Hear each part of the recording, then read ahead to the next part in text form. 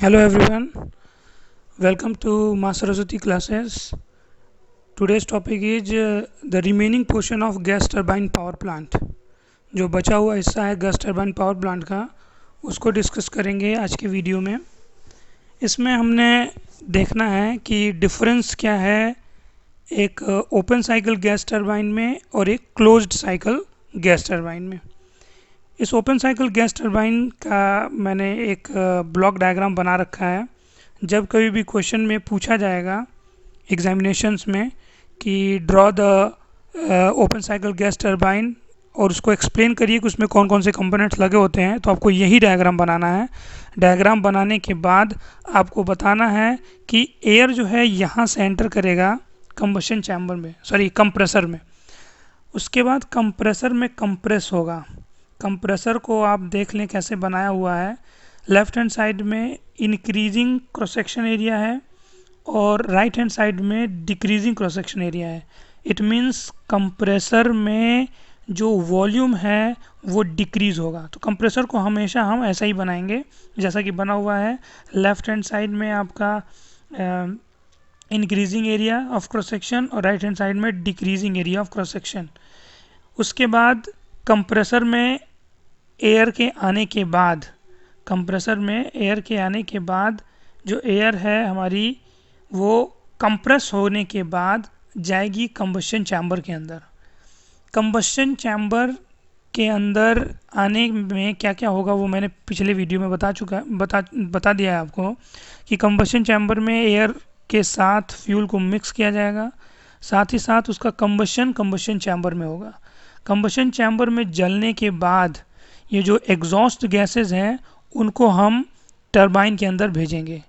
Turbine के अंदर जब भेजेंगे तो टरबाइन में एक्सपेंशन होगा तो ये जो हमारी टरबाइन है ये एक्सपेंड होने के बाद रोटेट करेगी। जो हमारी जो गैसेस वो एक्सपेंड होंगी जब, तो जो ब्लेड्स हैं उनको एक फोर्स मिलेगा जिसकी वजह से ये रोटेट करेगा। टरबाइन को हमने क्या कर रखा है, एक जनरेटर के साथ इसको कपल कर रखा है। तो जब ये रोटेट करेगा तो हमारा जनरेटर इलेक्ट्रिसिटी प्रोड्यूस करेगा। तो हमारी ओपन साइकिल गैस टरबाइन यही है कि हमें इस चीज़ को समझना है कि एयर को हम यहाँ से एंटर कराएंगे, कंप्रेसर में उस एयर को कंप्रेस कराएंगे, कंबशन चैम्बर में उस एयर में फ्यूल को मिक्स करके जलाएंगे, टरबाइन में उसको एक्सपेंड कराएंगे। एक्सपेंशन के बाद हम उस बर्नट आउट गैसेस को बाहर की तरफ डंप कर देंगे। यही है आपका open cycle gas turbine. Next portion है आपका कि क्लोज्ड साइकिल गैस टरबाइन क्या है। तो क्लोज साइकिल गैस टरबाइन आप देखें कि डिफरेंस पहले समझिए कि क्या है ओपन साइकिल और क्लोज साइकिल में डिफरेंस। ओपन साइकिल में यहाँ पर एक कंबशन चैम्बर था, क्लोज साइकिल में यहाँ पर एक हीट एक्सचेंजर है। बाकी जो हमारी जो साइकिल थी, साइकिल के अंदर जो एयर यूज़ किया जा रहा था उस एयर को यहाँ से एंटर कराया गया था, यहाँ पर कंबशन चैम्बर था वहाँ जलाया गया था, टरबाइन में एक्सपेंड कराया गया था और यहाँ से डंप कर दिया गया था। लेकिन क्लोज साइकिल गैस टरबाइन में थोड़ा सा डिफरेंस है। करेंगे क्या, यहाँ से हम एयर को लेंगे, एयर को कंप्रेसर में कंप्रेस कराएंगे। हीट एक्सचेंजर में जो एयर है उस एयर को हम फ्यूल के अंदर मिक्स करके जलाएंगे नहीं, बल्कि यहाँ पर हम केवल उस एयर को एनर्जाइज करेंगे, हीट देंगे। उस एयर को एनर्जाइज करने का तरीका कैसा है, इस हीट एक्सचेंजर के थ्रू।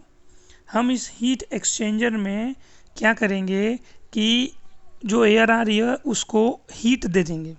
कैसे करेंगे, हीट एक्सचेंजर में हम दूसरे मेथड से यहाँ से हम हीट लेंगे, जो हीट सोर्स लेंगे जिसकी वजह से हीट आएगी और हीट हमारी इस एयर को जो कि इस डायरेक्शन में चल रही है उसको दे देगी हीट और वो फिर चली जाएगी बाहर। ये जो हमारी एयर है वो हीट लेगी, हीट लेने के बाद आएगी टरबाइन में वो एक्सपेंड करेगी, एक्सपेंड करने के बाद वो एयर हमारी यहाँ चली आएगी। एयर यहाँ आने के बाद इंटरकूलर में जाएगी या कूलर में जाएगी, यहाँ ठंडी होगी, ठंडा होने के बाद फिर से कंप्रेसर में जाएगी, फिर से एयर कंप्रेस की जाएगी, कंप्रेस होने के बाद फिर हीट एक्सचेंजर में एयर जो हीट लेगी फिर टरबाइन में आएगी, एक्सपेंड करेगी और ये साइकिल थ्रू आउट चलता रहेगा कॉन्टीन्यूसली। ये है आपका close cycle gas turbine. Open cycle gas turbine और क्लोज साइकिल गैस टरबाइन में यही बेसिक डिफरेंस है कि देखिए कंप्रेसर और टरबाइन तो ये दोनों चीज़ें लगी हुई हैं, ओपन साइकिल हो चाहे वो क्लोज साइकिल हो, लेकिन जो अलग है, जो डिफरेंस है वो ये है कि ओपन साइकिल गैस टरबाइन में यदि हम देखें तो यहाँ पर एक कंबस्शन चैम्बर लगा हुआ है, यहाँ पर देखिए कंबस्शन चैम्बर लगा हुआ है। और यदि हम बात करें क्लोज साइकिल गैस टरबाइन की तो हम देखेंगे कि यहाँ पर एक हीट एक्सचेंजर लगा हुआ है। साथ ही साथ देखेंगे कि ओपन साइकिल गैस टरबाइन में हमने एयर को यहाँ से जो एग्जॉस्टेबल गैसेस हैं, बर्नट आउट गैसेस हैं, उन्हें हम यहाँ बाहर फेंक देते हैं, बल्कि इस केस में ऐसा नहीं है। इस केस में हम जो गैसेस जो एयर है उसको हम रीयूज़ करते हैं इन द साइकिल, और ये साइकिल के अंदर लगातार चलती रहती है। एयर जो है इस साइकिल के अंदर लगातार सर्कुलेट होती रहती है, एनर्जी लेती रहती है और टरबाइन में एक्सपेंड होने के बाद एनर्जी अपना दे देती है। यही है आपका difference open cycle gas turbine और क्लोज साइकिल गैस टरबाइन के अंदर। टरबाइन में उसको एक्सपेंड कराएंगे, एक्सपेंशन के बाद हम उस बर्नट आउट गैसेस को बाहर की तरफ डंप कर देंगे। यही है आपका open cycle gas turbine. Next portion है आपका कि क्लोज्ड साइकिल गैस टरबाइन क्या है। तो क्लोज साइकिल गैस टरबाइन आप देखें कि डिफरेंस पहले समझिए कि क्या है ओपन साइकिल और क्लोज साइकिल में डिफरेंस। ओपन साइकिल में यहाँ पर एक कंबशन चैम्बर था, क्लोज साइकिल में यहाँ पर एक हीट एक्सचेंजर है। बाकी जो हमारी जो साइकिल थी, साइकिल के अंदर जो एयर यूज़ किया जा रहा था उस एयर को यहाँ से एंटर कराया गया था, यहाँ पर कंबशन चैम्बर था वहाँ जलाया गया था, टरबाइन में एक्सपेंड कराया गया था और यहाँ से डंप कर दिया गया था। लेकिन क्लोज साइकिल गैस टरबाइन में थोड़ा सा डिफरेंस है। करेंगे क्या, यहाँ से हम एयर को लेंगे, एयर को कंप्रेसर में कंप्रेस कराएंगे, हीट एक्सचेंजर में जो एयर है उस एयर को हम फ्यूल के अंदर मिक्स करके जलाएंगे नहीं, बल्कि यहाँ पर हम केवल उस एयर को एनर्जाइज करेंगे, हीट देंगे। उस एयर को एनर्जाइज करने का तरीका कैसा है, इस हीट एक्सचेंजर के थ्रू। हम इस हीट एक्सचेंजर में क्या करेंगे कि जो एयर आ रही है उसको हीट दे देंगे। कैसे करेंगे, हीट एक्सचेंजर में हम दूसरे मेथड से यहाँ से हम हीट लेंगे, जो हीट सोर्स लेंगे जिसकी वजह से हीट आएगी और हीट हमारी इस एयर को जो कि इस डायरेक्शन में चल रही है उसको दे देगी हीट, और वो फिर चली जाएगी बाहर। ये जो हमारी एयर है वो हीट लेगी, हीट लेने के बाद आएगी टरबाइन में वो एक्सपेंड करेगी, एक्सपेंड करने के बाद वो एयर हमारी यहाँ चली आएगी।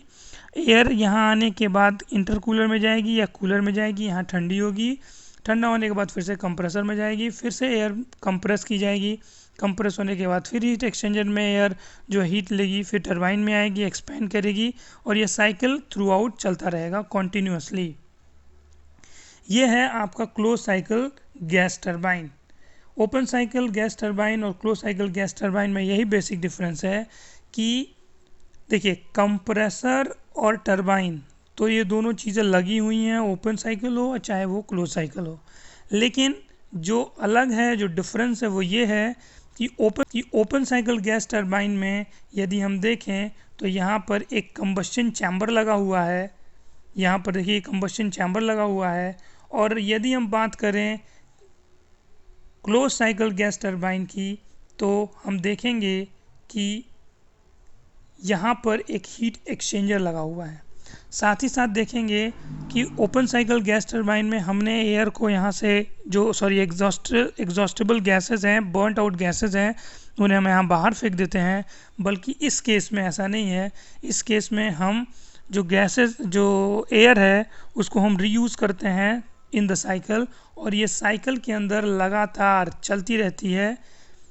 एयर जो है इस साइकिल के अंदर लगातार सर्कुलेट होती रहती है, एनर्जी लेती रहती है और टरबाइन में एक्सपेंड होने के बाद एनर्जी अपना दे देती है। यही है आपका difference open cycle gas turbine और क्लोज साइकिल गैस टरबाइन के अंदर। नेक्स्ट समझेंगे कि जो एफिशिएंसी का डेरिवेशन है वो कैसे है। पहली बात तो ये जो हमारी जो साइकिल है जिसके ऊपर गैस टरबाइन पावर प्लांट काम करता है वो है आपका ब्रेटन साइकिल। इस ब्रेटन साइकिल को समझ लेंगे। स्पेलिंग क्या है देखिए, यहाँ पर है ब्रेटन साइकिल। ब्रेटन साइकिल ही बेसिकली यूज़ होता है गैस टरबाइन पावर प्लांट में। ब्रेटन साइकिल की अब हम एफिशिएंसी को समझेंगे कि कैसे इसकी एफिशिएंसी का डेरिवेशन करेंगे, कैसे उसकी एफिशिएंसी पे प्रभाव पड़ेगा। तो देखिए, सबसे पहले तो इस चीज़ को समझ लीजिए कि कई बारी एग्ज़ाम में ये क्वेश्चन आया है कि what is PV plot and what is TS plot. PV plot क्या होता है और टीएस प्लॉट क्या होता है उसको समझना है।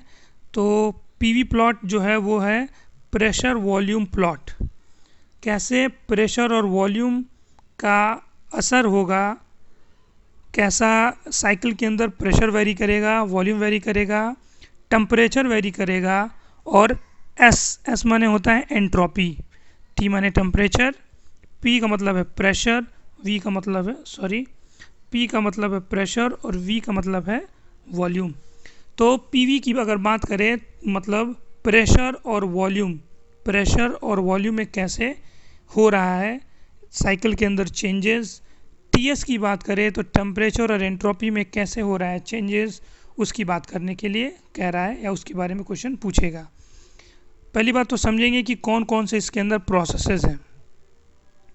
तो देखेंगे कि इसके अंदर टोटल 4 प्रोसेसेस हैं। सबसे पहले है आपका 1 से 2। 1 से 2 जो है वो सम एंट्रोपी प्रक्रम है या कांस्टेंट एंट्रोपी प्रोसेस। तो देख लेंगे आप कि एंट्रोपी, देखिए एंट्रोपी इस डायरेक्शन में बढ़ती है। यदि कोई लाइन यूं खींची जाए वर्टिकल 1 से 2 तो देखिए कांस्टेंट एंट्रोपी पे होगी। तो 1 से 2 जो प्रोसेस है वो कांस्टेंट एंट्रोपी प्रोसेस है। वो आपको पीवी में नहीं दिखेगा क्योंकि आपको एंट्रोपी देखना है तो आपको टीएस में देखना होगा। इधर जो है ये है आपका एंट्रोपी, ये क्या है आपका, ये है आपका टेम्परेचर। तो अगर आपको एंट्रोपी देखना है तो आपको टीएस में देखना होगा। तो 1 से 2 जो प्रोसेस है वो कांस्टेंट एंट्रोपी प्रोसेस है। 2 से 3 समदाबी प्रक्रम। 2 से 3 टीएस प्लॉट में कर्व होगा, बल्कि पीवी प्लॉट में वो कांस्टेंट प्रेशर प्रोसेस आपको दिखेगा। देखिए ये है 2 से 3 प्रोसेस, प्रेशर कांस्टेंट। उसके बाद 3 से 4 ये भी एक सम एंट्रोपी प्रोसेस है, कांस्टेंट एंट्रोपी प्रोसेस। देखिए 3 से 4 एक कांस्टेंट एंट्रोपी प्रोसेस दिख रहा है। उसके बाद 4 से 1 समदाबी प्रक्रम है। देखिए 4 से 1 समदाबी प्रक्रम है जो कि टीएस में नहीं दिखेगा बल्कि आपको पीवी में दिखेगा। इसीलिए ज़रूरी है दोनों को समझना कि कौन सा प्रोसेस किस प्लॉट में दिखेगा। तो पीवी में जितने भी प्रेशर और वॉल्यूम चेंज हो रहे हैं वो दिखेगा, टीएस में आपको टेम्परेचर और एंट्रोपी में जो भी चेंजेस हो रहे हैं वो दिखेगा। तो देयर आर 4 प्रोसेसेस, 2 सम एंट्रोपी प्रोसेसेस हैं और 2 समदाबी प्रोसेसेस हैं या समदाबी प्रक्रम है। अब इस चीज़ को समझेंगे कि जो हमारा हीट एडिशन है वो समदाबी हो रहा है। Heat addition at constant pressure, कितनी वैल्यू है उसकी, mCp T3 - T2। और जो हीट रिजेक्शन हो रहा है वो भी आपका समदाबी है 4 से 1 के दौरान। मतलब हीट ऐड होगा आपका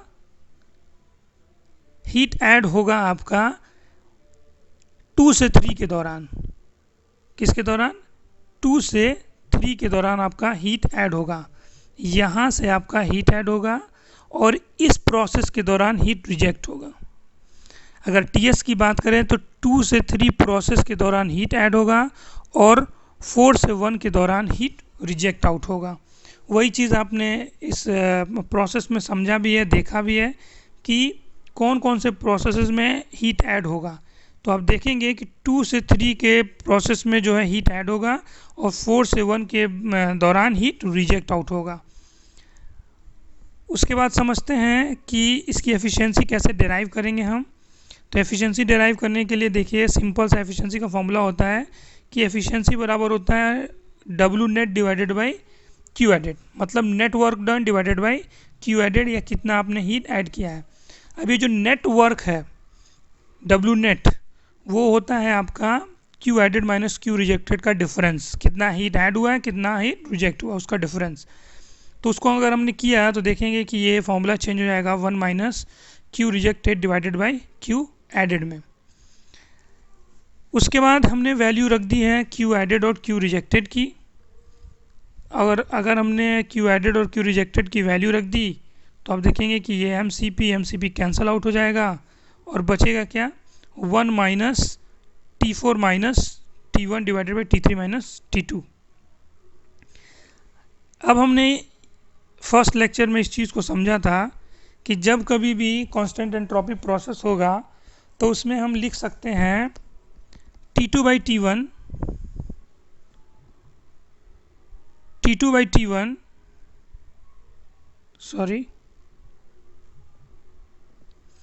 हम लिख सकते हैं T2 by T1 equals to P2 by P1 raise to the power gamma minus 1 divided by gamma.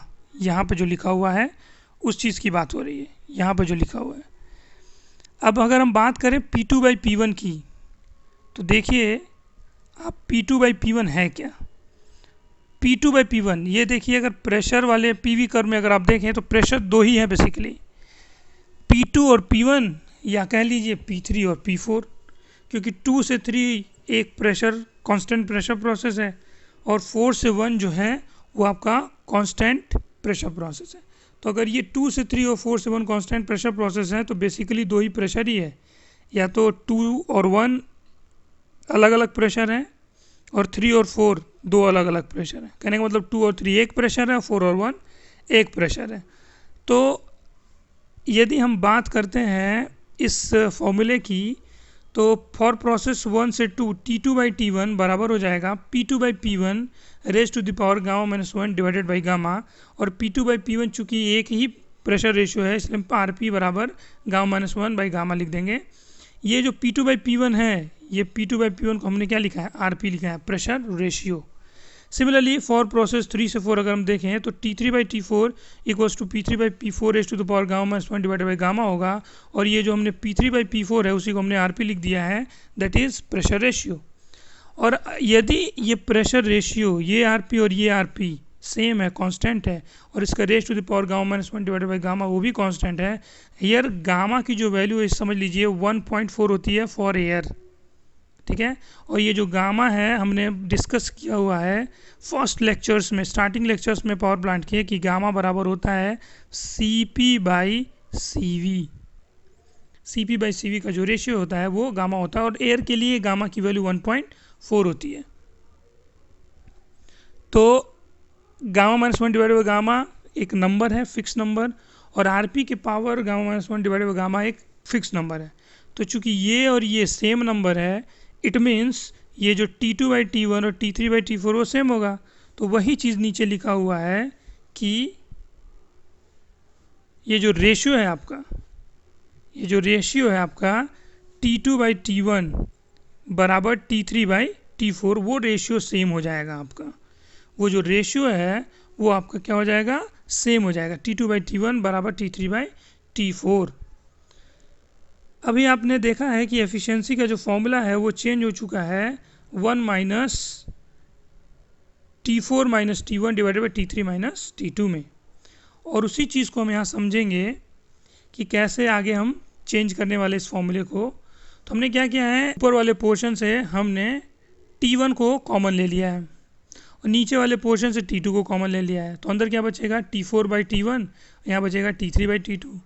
हमने क्या कर रखा है, जब ऐसा कर लिया हमने तो अभी हमने देखा कि T2 अब जो बाहर आया है वो T2/T1 बाहर आ गया, T1/T2 बाहर आ गया है।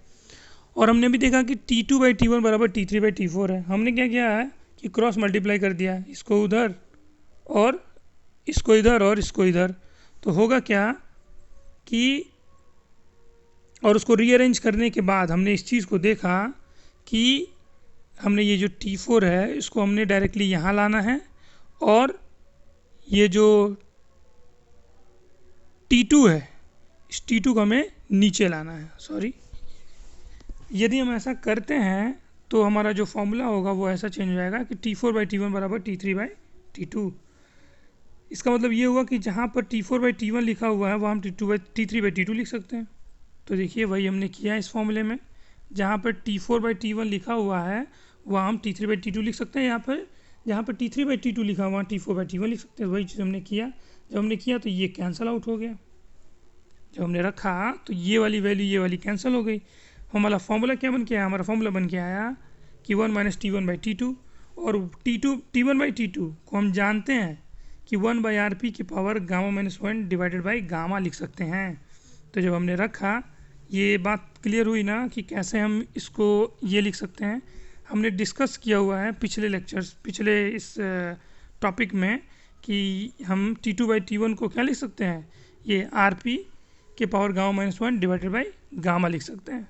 तो अगर ऐसा लिख सकते हैं तो हम यहाँ पर भी उसका उल्टा T1/T2 1/RP के पावर गामा-1 डिवाइड बाई गामा लिख सकते हैं। इसलिए जो हमारी एफिशिएंसी का फॉर्मूला बन के आया वो ये आया कि एफिशिएंसी बराबर आया आपका 1-1/RP के पावर गामा-1 डिवाइडेड बाई गामा, और यही है आपकी एफिशिएंसी का formula for the case of Brayton cycle.